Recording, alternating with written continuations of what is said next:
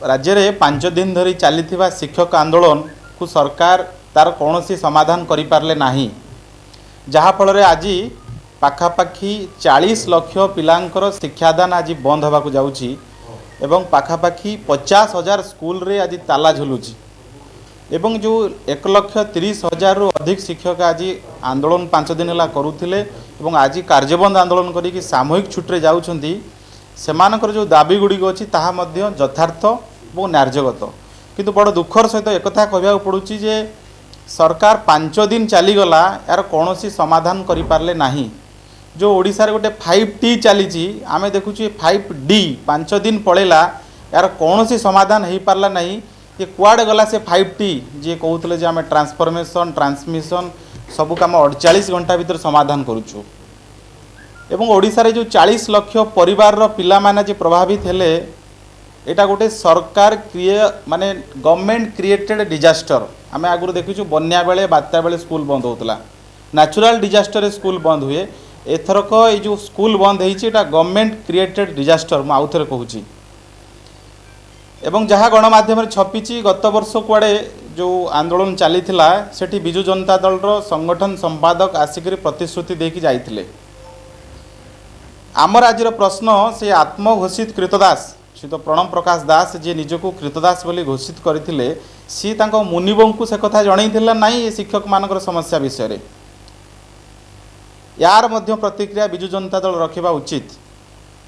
जदि 5T transmission नारे transformation नारे कांथबाड़ रंग करवा प्लास्टर करिवारे सरकार 3,410 कोटी टंका खर्च करि पारुछंती। 5T सचिवों हेलिकॉप्टर बाबद में 500 कोटी टंका खर्च कर पारुछंती। ताहले 1 लाख टीचर जो शिक्षक मान अच्छा दरमा दबाकू पैसा दवापाई कहीं राज्य सरकार बजेट रे पैसा नहीं। एवं जो 8 तारीख रु आज 13 तारीख ये जो 5 दिन रे सरकार करुथिले कौन बिजु जनता दल जड़े विधायक उपरे कार्यानुष्ठान नेबापाई तांको मंत्री तांको विधायक तांको सांसद सबू आसी गणमाध्यम बाइट देवा पूरा आगभर होते किंतु शिक्षक मान आंदोलन पाक जावाई क्या पाखे समय है ना।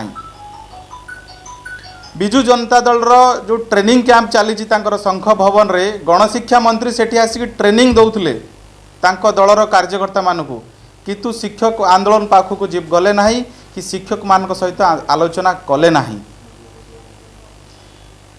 एथुर जना पड़ुची ए सरकार मानसिकता कौन।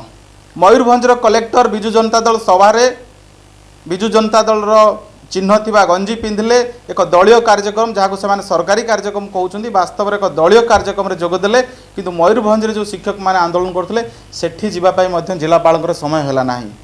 ये जो चित्र बोध हुए एटा हूँ से असहाय राजनेता और आत्मविभर प्रशासक ये अवस्था आज ओडिशा रे देखा मिलूँ। जदि एक पूरा घटनाक्रम को आपन देखिए ताले 2022 मसीह राज्य सरकार जो कॉन्ट्रैक्चुअल आबोलिश कले बेली जो बड़ घोषणा करथिले से घोषणा मिछ थिला।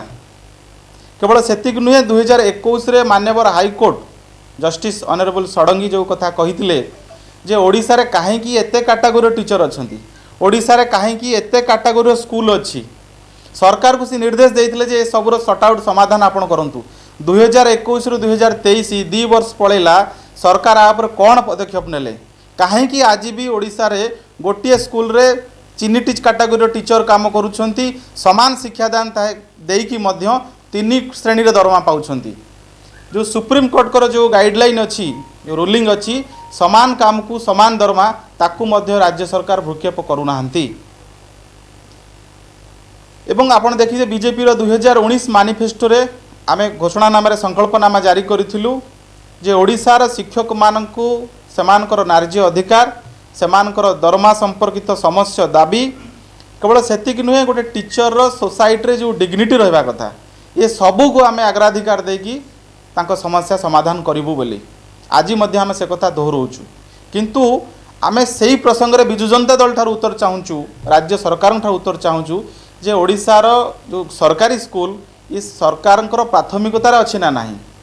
जदि सरकार प्राथमिकतार था ताले सबु वर्ष एभली चित्र देखापी मिलू था कि आज जो 40 लाख परिवार को पिला माने पाठ पढ़ी पारे ना ସେଥିପାଇଁ ଦାयୀ କିଏ? एवं शिक्षा जो राइट टू एजुकेशन गोटे फंडामेंटल राइट, एटा गोटे मौलिक अधिकार। से जो दलर सरकार हो एथिरु केही काहाको वंचित करि पारिबे नाही।